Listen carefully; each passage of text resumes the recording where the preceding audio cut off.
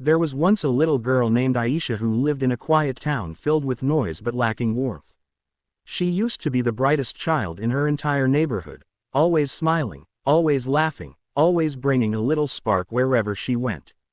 People often said that Aisha didn't just smile with her lips, she smiled with her heart. Her joy was contagious. Even the most tired faces softened when she walked by.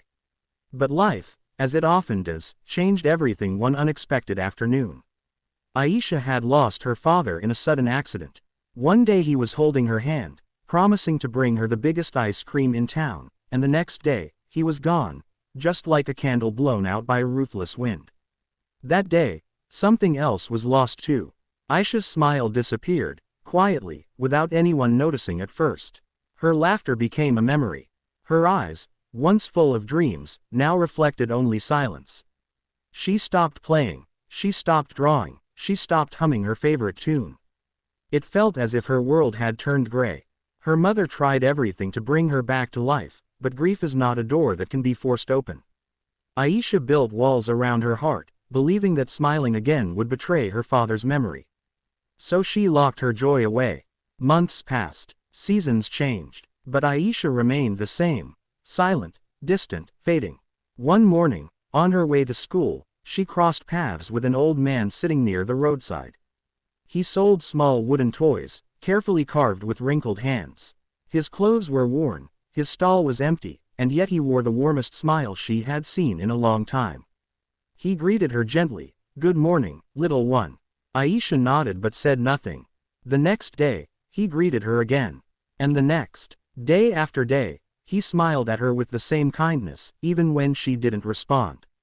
Finally, one afternoon as she passed by, he held out a tiny wooden bird. "For you," he said softly. "No payment, just a gift." Aisha hesitated. "Why?" she whispered. The old man smiled again, his eyes shining with a strange hope. "Because someone once gave me a reason to smile when I had forgotten how. Now it's my turn." She slowly took the bird. It was simple, imperfect, but something about it felt warm. For the first time in months, Aisha felt a tiny flutter in her chest, like a spark trying to reignite. That night, she placed the little bird beside her pillow.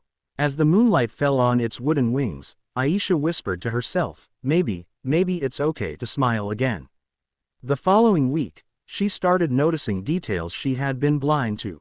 Children laughing on the street, flowers blooming near the gate of her school, the smell of fresh bread from the corner bakery.